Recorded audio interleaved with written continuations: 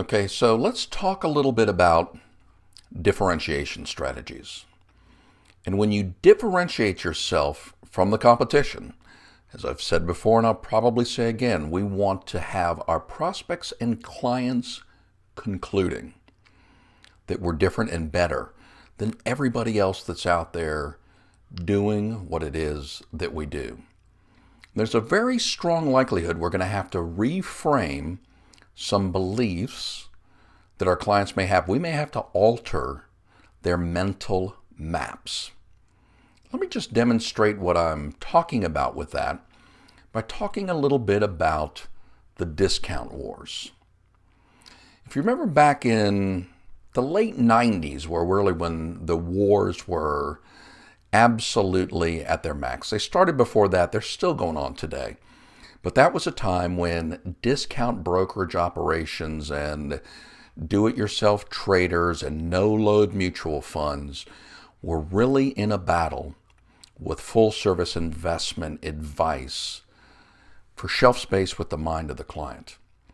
And it's my personal belief that the discounters and the no-load funds won. They were successfully able to get clients to believe that the most important thing for you to consider when you invest are the fees that you pay.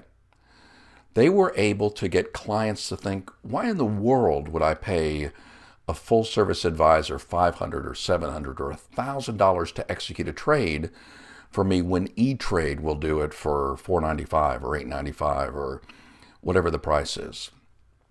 And no-load funds like Vanguard were able to convince people, hey, most professional money managers don't beat the S&P 500, so why even bother with all of this?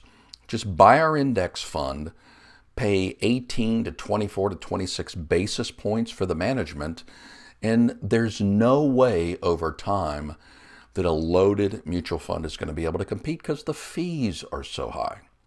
So that's a mental frame where they've gotten people to buy into the presumption that that's what's most important for them to consider.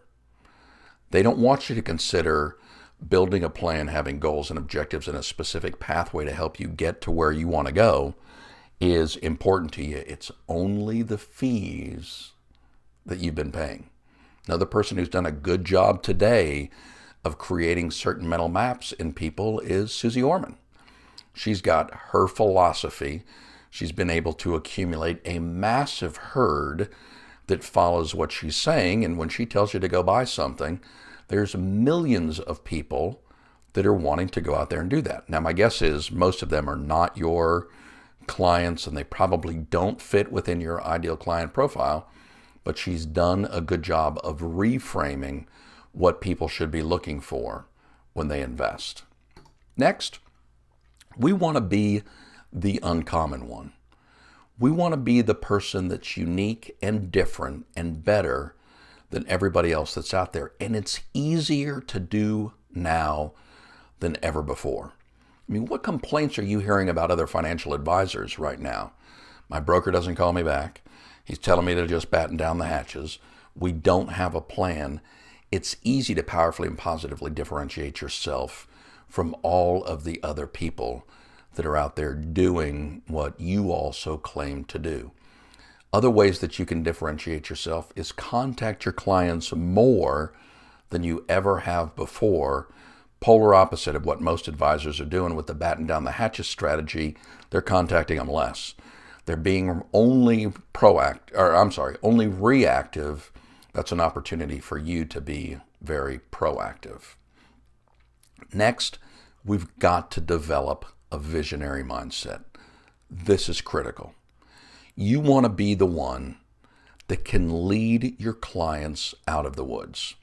We talked earlier about that relevant range, that mental homeostat that, and it's different for everybody. I gave you my example of plus 30 minus 10 as the relevant range.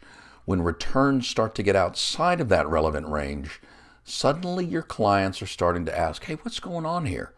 And what should I be doing at this particular point of view? You need to be the one that's got a vision.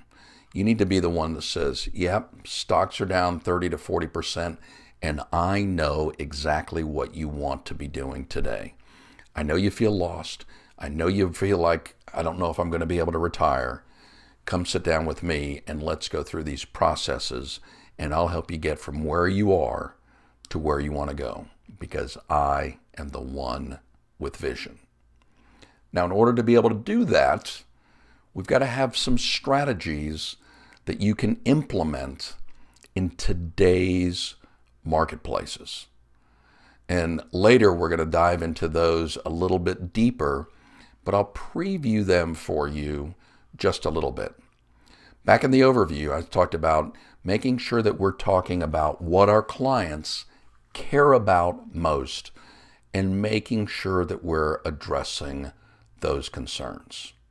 So here's one way of doing that. If you buy into the concerns that most people have today is their ability to retire. If they're 5 years or less away from retirement, 5 years or less into the retirement, they're probably very nervous about where they stand today. Well, obviously one of the very easy solutions is talking to your clients about developing a retirement income plan.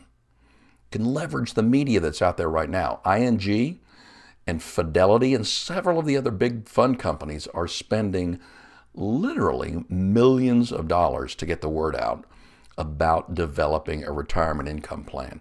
So it's something that your clients are hearing and that they're aware of. And if that's what they're worried about, if that's what they're concerned about, if you build your practice, or if one of the parts of your practice is helping people to understand their number and develop a retirement income plan and develop some investment strategies to make sure their money will last as long as they do, then that is an example of being an investment visionary. And it's an example of being the uncommon one. It's being able to lead people from where they are today to where they want to be, and having a strategy to be able to do that. And finally, we've got to have ways to capture and lead the imagination of your prospect. We've got to be able to tap into those compelling emotional outcomes that we talked about earlier. We've got to be able to engage them in a very different way than we did before. Let me just give you a quick example of that. We'll dive into that a little bit deeper into this program, but we talked about earlier about how you would handle calls, or how an advisor would handle a call if you've gotten that batten down the hatch mentality. And what many of them are going to do is go into that call with the idea of, I just want to be able to convince these people to hold on. I want to remind them that they're investing from the long term. I want to keep them from closing their account out and liquidating their position. Well, rather than doing that, if you had a questioning strategy that you could dive into with them, find out a little bit more about what they're looking to accomplish and why, and therefore capture and lead their imagination and move them forward in the conversation, suddenly you're going to be differentiating yourself very, very powerfully from everybody else that's out there doing what it is that you do, and give yourself a strategic advantage in the marketplace.